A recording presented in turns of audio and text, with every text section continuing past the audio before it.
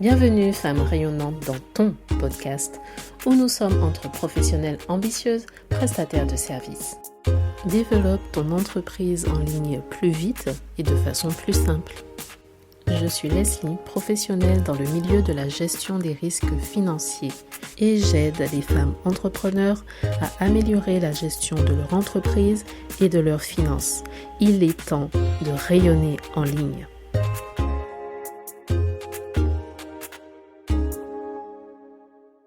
Alors aujourd'hui, parlons de gestion du temps. Bon, tu es entrepreneur, tu es déjà lancé.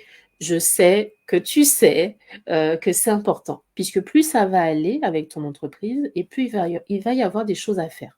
Et on ne peut pas être partout. On peut pas être partout.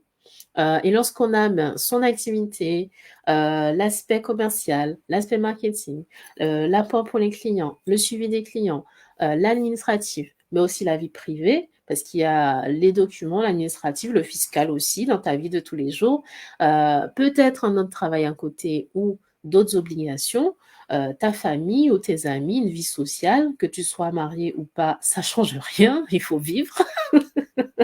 Donc, mieux gérer son temps, c'est vraiment essentiel si tu veux booster ton activité. Donc, première chose, en fait, on ne peut pas gérer le temps. C'est pas le temps que tu vas gérer. Le temps, il est de 24 heures dans une journée, il est des journées dans un mois, des mois dans une année. Ça, on ne peut pas le changer. Tu vois ce que je veux dire? Par contre, là où tu vas pouvoir agir, c'est sur tes choix et les actions que tu vas faire. C'est gérer ses priorités. Deuxième chose qu'on ne te dit pas, tu vas entendre beaucoup de personnes te dire que c'est important de déléguer, qu'il faut déléguer, que déléguer c'est la clé. Si tu es débordé, déléguer va faciliter ta vie, etc. Alors oui et non. Oui, parce que tu peux soulager, on va dire, ton emploi du temps, déléguer à quelqu'un va s'en occuper.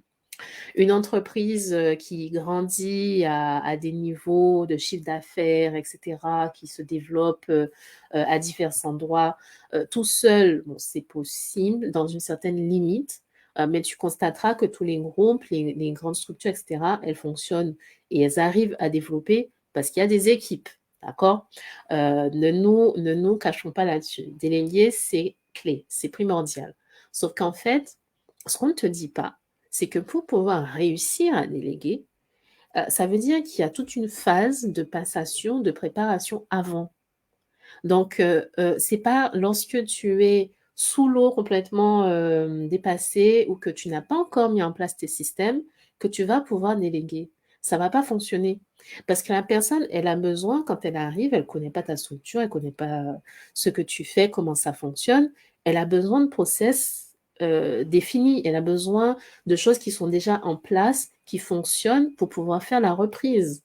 Autrement, tu l'envoies comme ça dans la nature et débrouille-toi, ça va pas fonctionner et ça va te faire un double, voire même un triple travail puisqu'il faudra rattraper ce que tu n'as pas forcément expliqué, mettre en place ce que tu n'as pas mis en place avant et rattraper derrière parce que la personne, elle n'est pas assez bien entourée, elle n'a pas les outils pour pouvoir faire le nécessaire. Mais déléguer, c'est pas n'importe quand et c'est pas n'importe comment.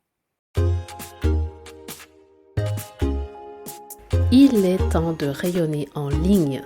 Merci d'être passé, d'avoir écouté et si tu souhaites aller plus loin, tu peux visiter le site internet www.femmerayonnante.fr.